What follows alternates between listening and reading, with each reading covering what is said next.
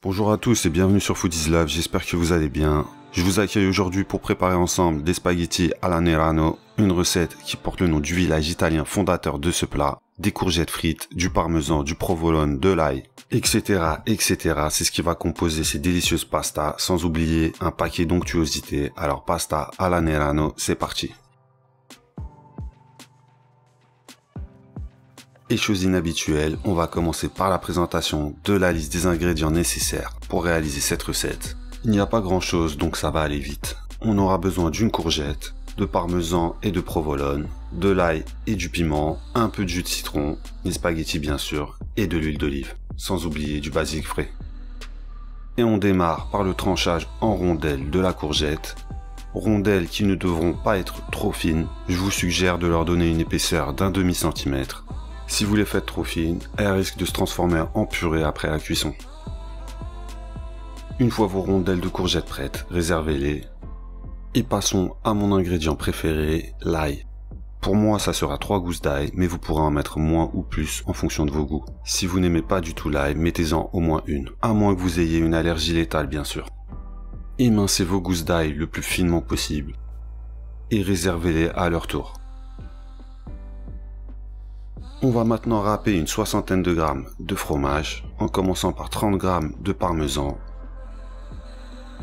Pour cette recette, j'ai voulu me faire plaisir avec un parmesan affiné pendant 4 ans. Quelle que soit la durée d'affinage que vous choisirez, ce que je vous conseille c'est de râper vous-même votre parmesan. Vous constaterez qu'une fois râpé, le parmesan est devenu beaucoup plus volumineux. Cette fois-ci autour de 30 grammes de provolone qu'on va également râper. Privilégiez du provolone del Monaco, qui est assez difficile à trouver en France, sinon optez pour du provolone doux ou piquant.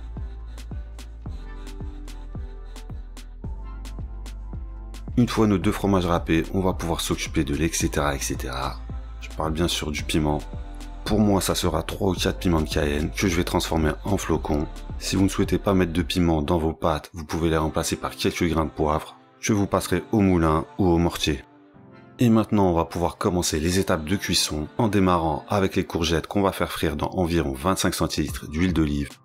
En revanche, il faudra faire attention car la friture à l'huile d'olive est beaucoup plus délicate qu'avec les autres huiles végétales. Si vous avez un thermomètre, assurez-vous que l'huile ne dépasse jamais les 150 degrés. Sinon, vous allez tout simplement la brûler et la rendre néfaste. Ce qui est certain, c'est qu'il ne faudra jamais aller au-delà du feu moyen avec de l'huile d'olive. Petit indice qui vous indiquera que votre huile est foutue lorsque vous la chauffez et qu'elle dégage de la fumée. Alors que vous n'avez pas mis d'ingrédients, ça veut dire que l'huile est cramée. Fumée à ne pas confondre avec la vapeur des aliments lorsque vous les faites frire. Si vous n'avez pas de thermomètre, plongez un ingrédient ou un ustensile dans l'huile. Si vous apercevez des petites bulles, vous pouvez commencer à faire frire vos aliments.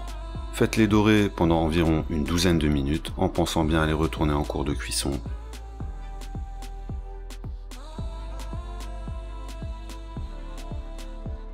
Puis égouttez-les et évacuez-les sur du papier absorbant.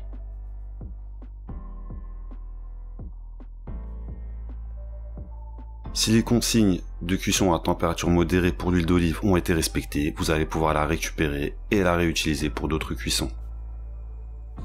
Vous allez seulement garder 3 cuillères à soupe dans votre poêle ou sauteuse. Vous coupez le feu bien sûr et vous laissez ces 3 cuillères à soupe refroidir. Une fois ces 3 cuillères à soupe bien refroidies, on va venir y faire infuser notre ail émincé, nos flocons de piment ou poivre pour l'os fragilos et quelques feuilles de basilic. On secoue un peu tout le monde pour exciter les parfums et on laisse infuser tranquillement à feu doux.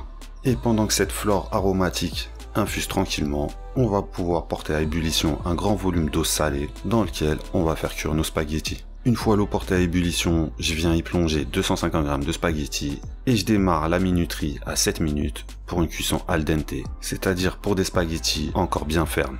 Une fois la cuisson des pâtes bientôt terminée, je dirais au bout de 5 minutes, vous allez pouvoir augmenter légèrement le feu pour faire légèrement dorer l'ail émincé. Attention à ne pas le brûler. On va également devoir se débarrasser des feuilles de basilic qui n'ont plus rien à nous offrir. Feuilles de basilic qui vont être remplacées par les courgettes frites.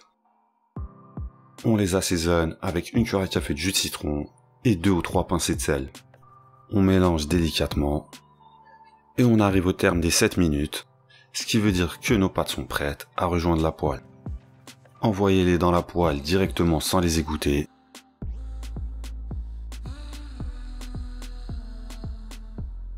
Mélangez-les avec l'huile, l'ail et les courgettes.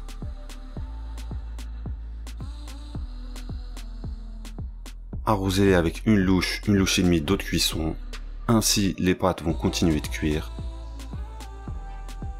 Mélangez-les bien pour qu'elles aient bien accès à l'humidité.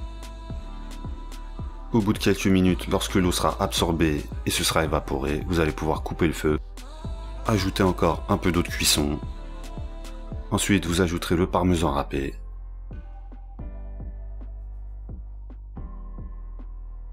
Vous mélangez.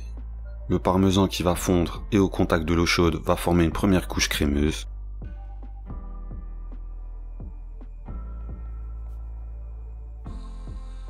Ensuite, on va pouvoir faire la même chose avec le provolone.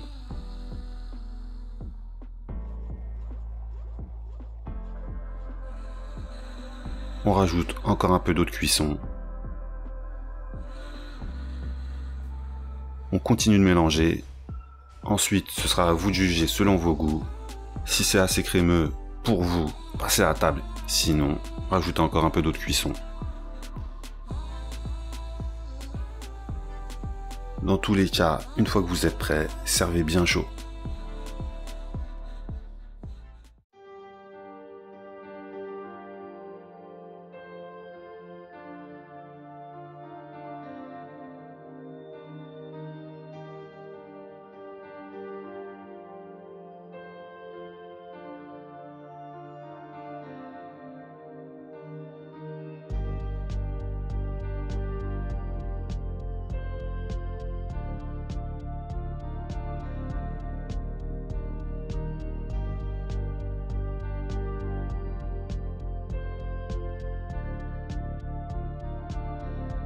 Cette vidéo est terminée, j'espère qu'elle vous a plu. Si c'est le cas, n'hésitez pas à mettre un pouce bleu, à laisser un petit commentaire. Pensez également à laisser des idées de recettes en suggestion. Vous pouvez également vous abonner à ma chaîne, c'est gratuit et ça permet de me soutenir.